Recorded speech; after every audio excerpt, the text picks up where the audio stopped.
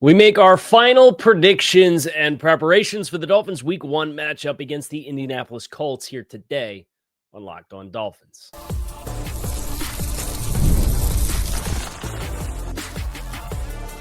You are Locked On Dolphins, your daily Miami Dolphins podcast, part of the Locked On Podcast Network, your team every day. All right, Miami, welcome to another episode of Locked On Dolphins. It is your team every day here on the Locked On Network. I'm your host, Kyle Krabs, a lifelong Miami Dolphins fan, host of Locked On Dolphins, co-host of Locked On NFL Scouting, author of Touchdown Miami on Substack, NFL staff writer for A to Z Sports. Want to give a special welcome and shout out to our everydayers because it is your team every day. We don't just say it, we live it here on the Locked On Network. Today on the show, final preparations for the Colts.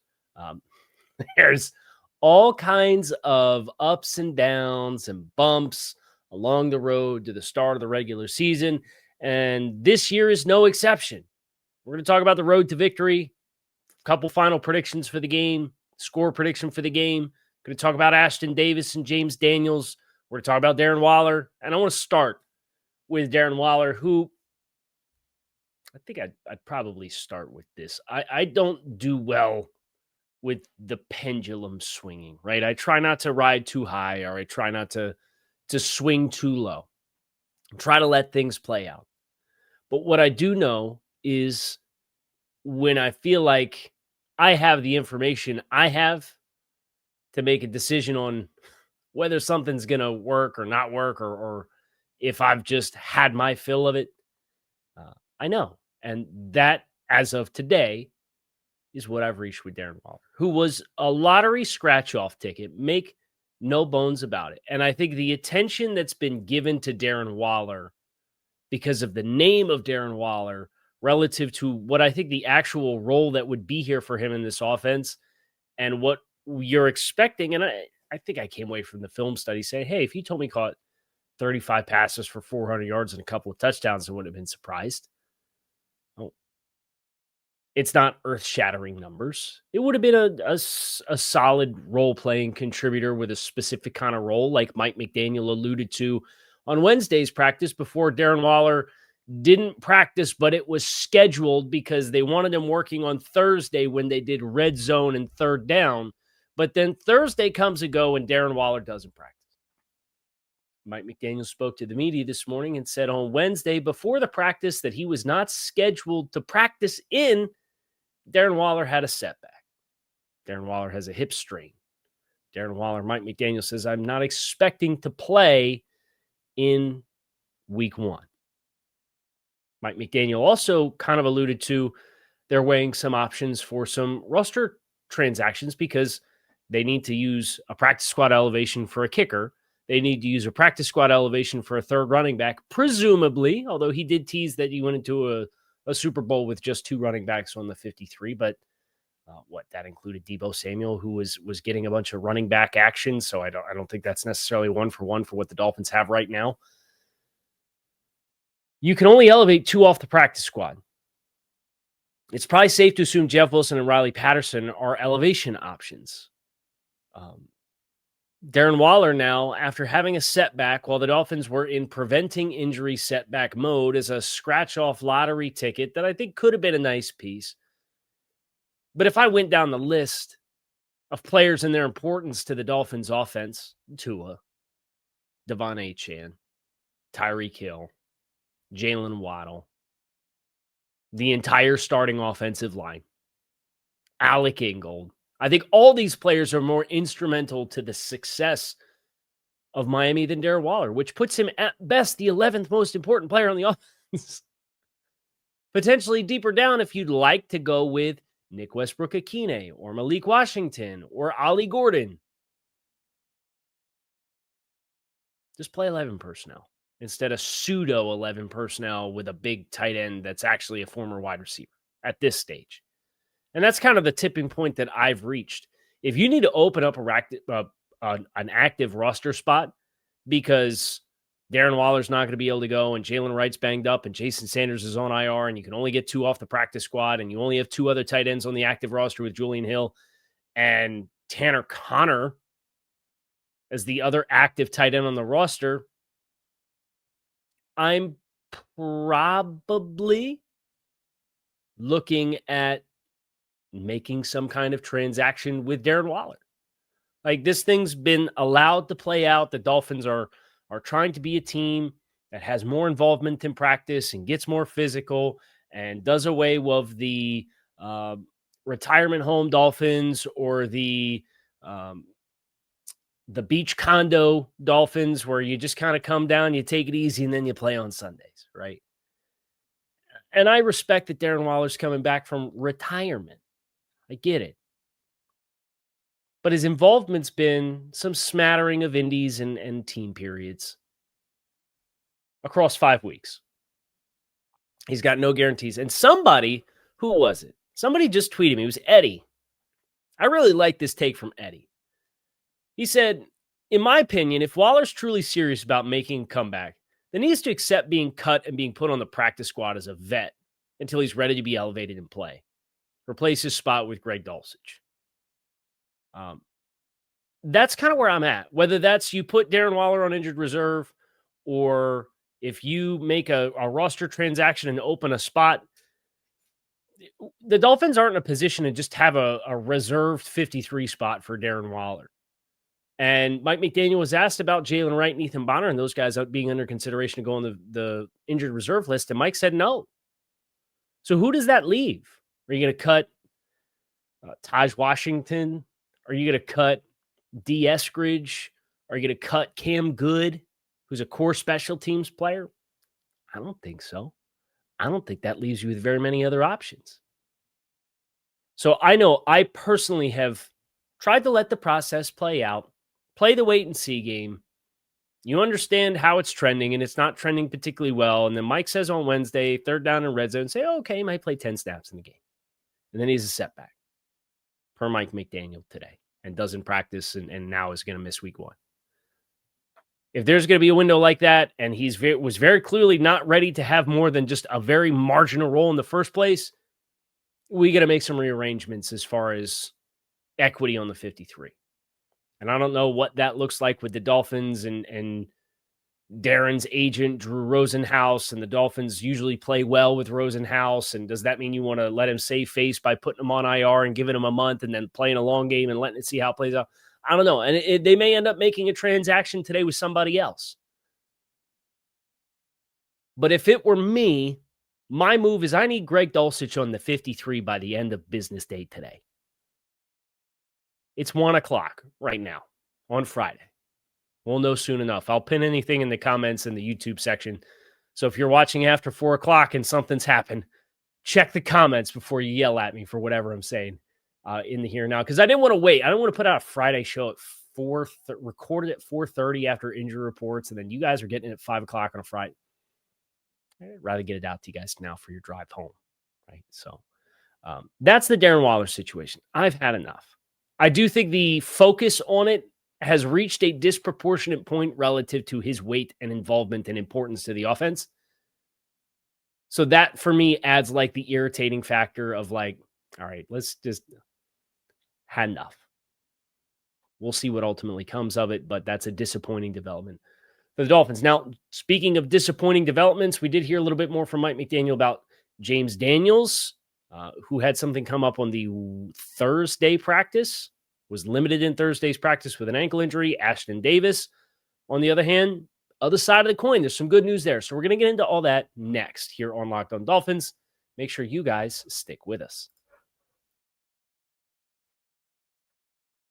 Today's episode of Locked On Dolphins is brought to you by Prize Picks, the daily fantasy app where making the right call can actually pay off. You and I make decisions every day, but on Prize Picks, being right means cashing in. With football back, Prize Picks is the simplest and fastest way to get in on all the action. Just pick more or less on 2 to 6 player projections, and you can turn your takes into real prizes all in less than 60 seconds. It is quick, easy.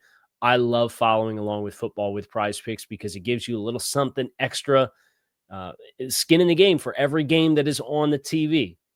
For this week's max discounts, Lamar Jackson, you can get more or less than 1/2 of 1 passing yard. Spoiler alert, I think he's going to go over.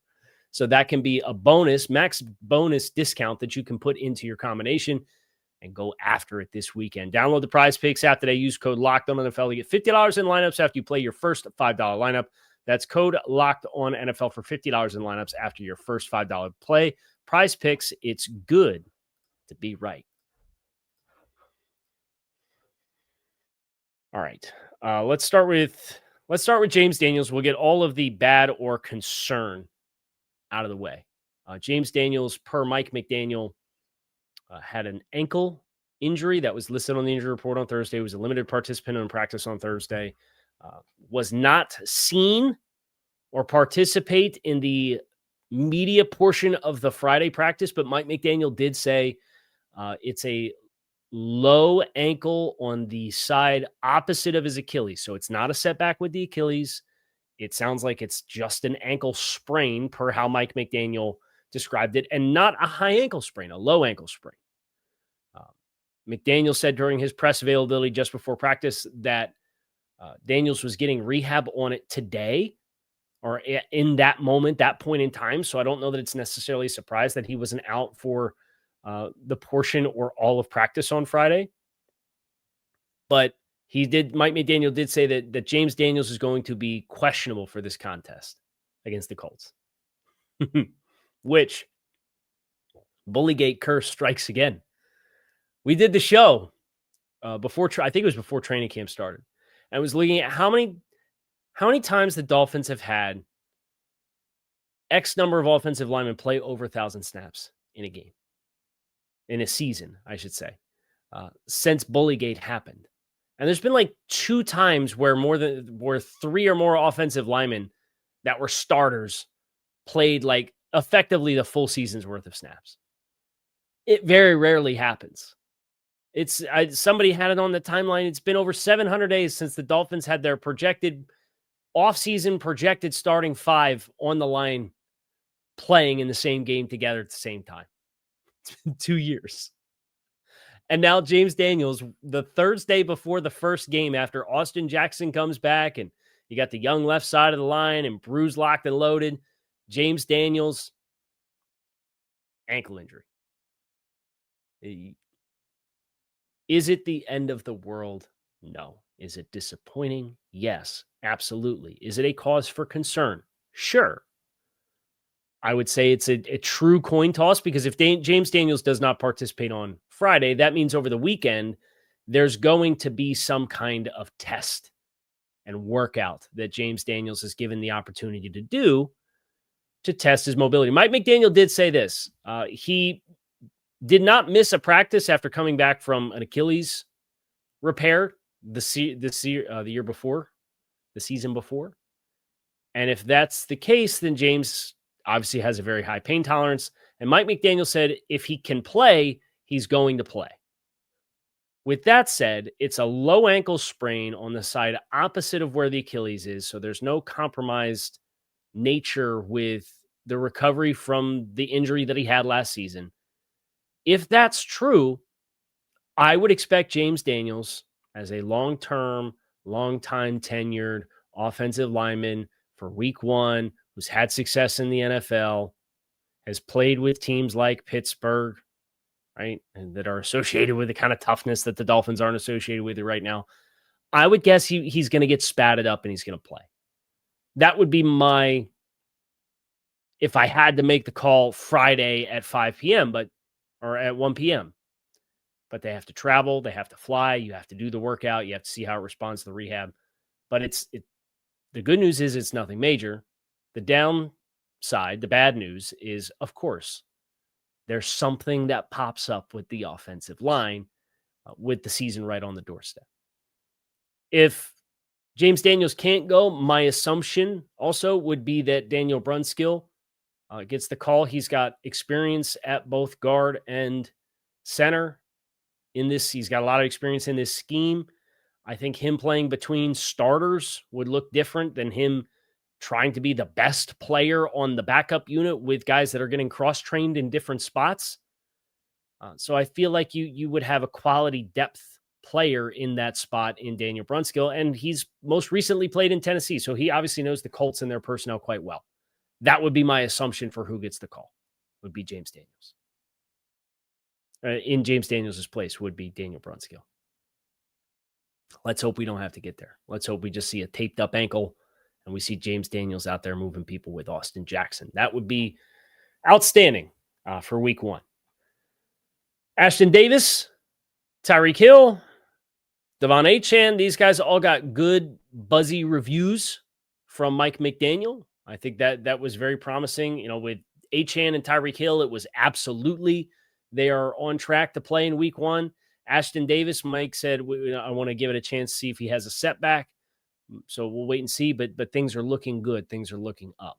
So what an awesome turn of events that is for Miami to have Ashtyn Davis as another veteran player in the safety room that frees up the 2 names that Anthony Weaver mentioned first when talking about nickel options, which was Minkah Fitzpatrick and Iafetu Melifonwu.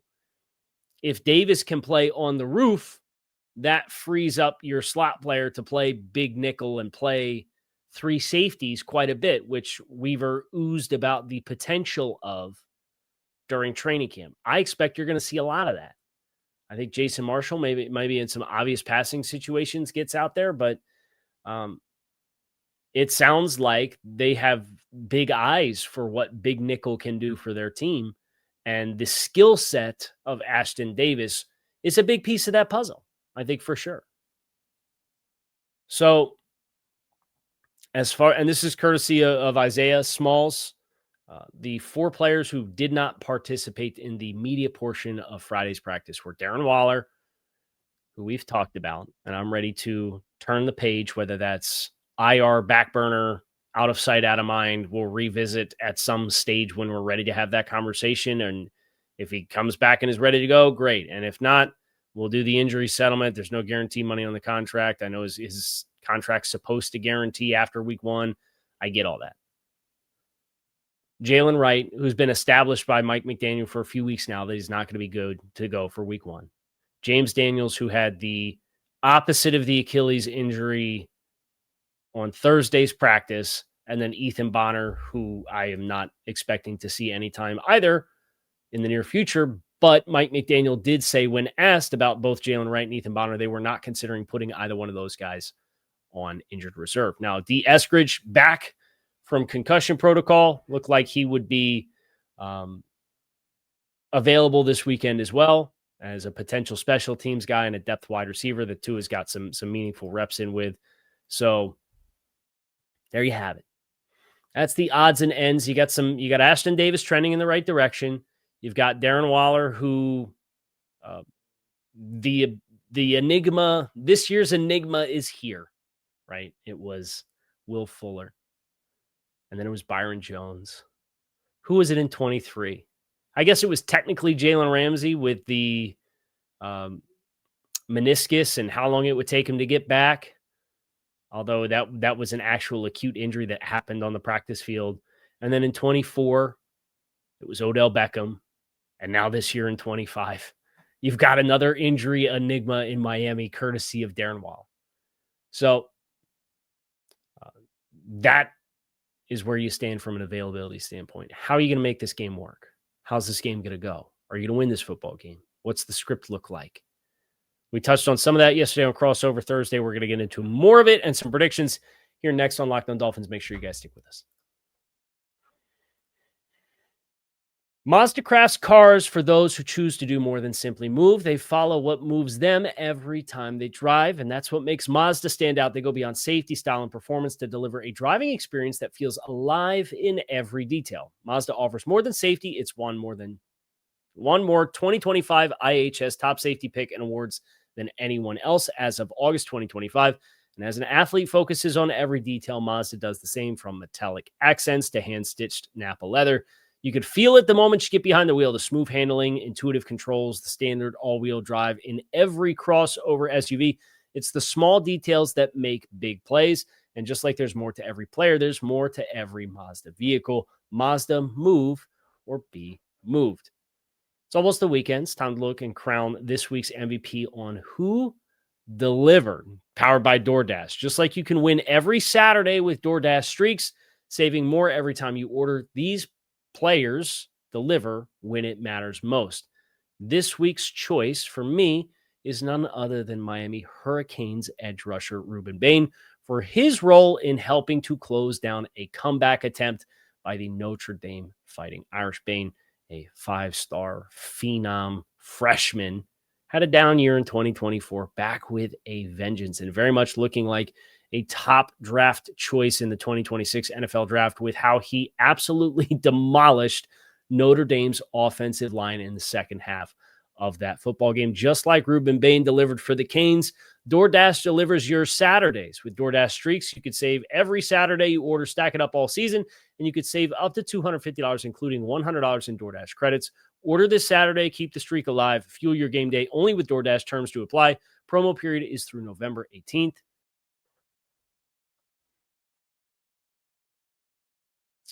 How's this game going to go on Sunday? I think for me, tackling is the name of the game. We talked about it on Thursday with Locked On Colts in the crossover. Whether it's Michael Pittman, whether it's Alec Pierce, whether it's Tyler Warren, whether it's Jonathan Taylor, whether it's Anthony Richardson, with a quarterback run game package, I'm expecting that to be a piece of the puzzle. I think the Dolphins, and this is why you want to have Big Nickel at your disposal with 3 safeties on the field. This is why the Willie Gay package, and Joe Barry said as much yesterday. Willie Gay's earned the right to be a chess piece player all around the front. The Dolphins are going to plan to use him all around the front. And those guys have to deliver. Those guys have to tackle with consistency, because if you can mitigate extra yardage on plays and mitigate explosive plays in that regard, that is really where you put the stress and the pressure on Daniel Jones to string together extended plays. And I think if you're going to bet on Daniel Jones versus Tua Tagovailoa, who can create more consistent 8+ play scoring drives, my money's going to be on Tua and the Dolphins in that regard. Because I think the Dolphins have their fair share of matchups that they should consider to be favorable when the Dolphins have the ball. But when the Colts have the ball, you can't let the supporting cast make this game easier for Daniel Jones.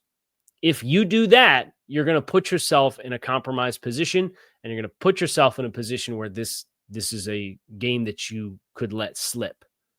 That otherwise, I think the Dolphins do have some meaningful talent advantage in key spots that should work in your favor. So, number one, first and foremost for me, you got to tackle these guys and the Ashtyn Davis availability and what that means for your D-gap player and playing in coverage against the tight ends and fitting the run with security. All of that is aided and sets the stage for, hey, create the funnel, force them to run the ball into where you perceive your strength is. You've rebuilt the spine of the defense, the safeties, the off-ball linebackers, the defensive tackles. Funnel everything through there and finish. If the Dolphins do that, and Joe Barry said it, Jordan Brooks echoed it this week, there's never been a football player who can run without his legs. And Joe Barry talked about having an individual plan, tackling plan for players. And whether it's Anthony Richardson or Jonathan Taylor as the 2 primary threats out of the backfield, DJ Giddens, the rookie, goes into that bucket a little bit as well. But I expect there to be a Richardson package and a heavy dose of Jonathan Taylor. You got to get after Tanner Bortolini. You got to get after Matt Gonclaves. You got to hope Braden Smith does have the regression that we talked about on the crossover Thursday yesterday. And if it's Quentin Nelson and Bernard Raymond, and if you win the other 3 matchups, you're probably going to have the math game in the box to your advantage. And I think the receiver you have to be the most worried about is Josh Downs, because that's a low depth of target guy who has quick twitch and separation ability that if you allow him to catch the ball with space underneath, that's a guy that will create added yardage with the ball in his hands. And that could be the guy that can burn you from a coverage standpoint, running all of the shallow and underneath. Now, if the Colts come out slinging the ball and they start pushing the ball downfield to Pittman and Pierce, I think that plays into Miami's advantage with where you have concerns for Miami. I think that takes away some of the stress because Daniel Jones and his accuracy in those elements is give and take. They're more high variance. They're more low percentage throws. And if that's how they choose to play the game, I think you're playing into Miami's hand in that regard. When the Dolphins have the ball, acknowledging the question that now potentially exists at right guard with Brunskill. Now, Brunskill having familiarity with DeForest Buckner and Grover Stewart, I think, is helpful. I think the two pass rushers you need to be most concerned about are DeForest Buckner and Laiatu Latu. Now, with what the Dolphins have at tight end and what they have with Alec Ingold, I don't foresee you having a great deal of concern with throwing the extra body with your fifth eligible, whether that's a back or a fullback or a tight end, whatever, into helping contribute to slow Latu down. And then it just becomes, how do you space the secondary? We've talked about Xavier Howard. I mean, the linebacker group for them, Zaire Franklin and Joe Bocci, with Chad Muma, who played the entire game against Miami in the third preseason game with Jacksonville, with or without Darren Waller. You got Tyreek Hill, you got Jalen Waddle, you got Devon Achane, that trio of speed players. I think you can really triangulate and create stress. And the most interesting thing for me that we heard any coach talk about yesterday was Bobby Slowik. And I want to make sure, I want to pull this quote up because I thought this quote was really interesting from Bobby Slowik as it pertains to the Dolphins and their points of emphasis here this year offensively. He said, so much of what we've done now is become, this is our fundamentals, this is our technique. It doesn't matter what they do. This is how we own this with our plays. We have to be ready to react post-snap. A significant amount of what we talk about across every position is how we react post-snap because the amount of unpredictability that we get offensively, that would be more here than just anywhere. It's been a particular part of this scheme for 3-4 years now, but in Miami in particular, going through the last 3-4 years of film, there's some stuff you just kind of shake your head out. The only way you can answer those is just to be so in tune with your responsibilities, what your role, what your technique is, where your eyes need to be, and how you need to react to that. So getting back to the execution element, not creating new layers of scheme. And I appreciate that because it felt like last year we're pushing the boundaries of what the offense can do. That was the terminology that was used in the preseason, in the build-up to the start of the year. And it felt like, and then the Tua goes down week 2, and it felt like everything was so complicated, complex, and it created more layers of stuff. And instead, it feels like this answer says this year, we're going back to, hey, we just have to execute, right? And yeah, at the end of the day, if teams are going to play too high on you, you need to run into those boxes and you need to coax them to bring that extra hat down to help create better spacing for the passing game, to be more complementary. That's the simplified way to get into it. But Tua talked about this week as well. Would say a lot of the things that gave us problems last year were the tricky twos, kind of the exotic cover twos. And we've made that a point of emphasis of how we want to attack that, how we want to look at that. Just it's more so just vision of the quarterbacks off of run actions, how we're looking at seeing it, especially with the post player being the run through guy. So we know we're going to get a lot of that, a lot of two-man. What's he talking about with the post player and the run through? This was the interception that the Texans had just before half against Tua in Miami last year, where they showed press man across the board with a single high free safety in Kalen Bullock. And as Tua got into his cadence, the corners turned and they flipped and they ran out, and the outside corners became the two half players. And then the hook players buzzed out into the flats and collisioned and disrupted the route timing. And then that high post player, that's the single high free safety, he rolls down into the line of scrimmage and he's looking to cut and attack any routes that break into the middle of the field. It's exotic. You're showing cover one man and you end up getting cover two. That's been described as the point of emphasis for the passing game, in addition to, hey, we got to run the ball better, right? We got to be more physical running the ball. And I think Ollie Gordon can give you some of that, plus a healthy Devon Achane. My prediction for this game, I'm going to go Dolphins 22, Colts 13. I do think the Dolphins win this game. I think their matchups are in the right place to to mitigate what the Colts really do well. I think the quarterback advantage belongs to Miami. I know it's in Indianapolis. I know there's going to be a lot of emotion for this game. I'm not going to get into how long it's been since the Colts have won a season opener and how many years it's been that the Dolphins have consecutively won season openers, because it doesn't matter for this year. I'm just looking at the matchups in play. How I perceive it, 22-13 Miami is my prediction for Dolphins week 1. A win is on the forecast for me. We'll see what we ultimately end up getting. Kyle Krabs, you can keep it locked in right here, Locked on Dolphins. It is your team every day. Appreciate you guys as always for checking the show. Make it a great rest of your day. I am out of here. Go Fins. I'll talk to you all after the game on Sunday.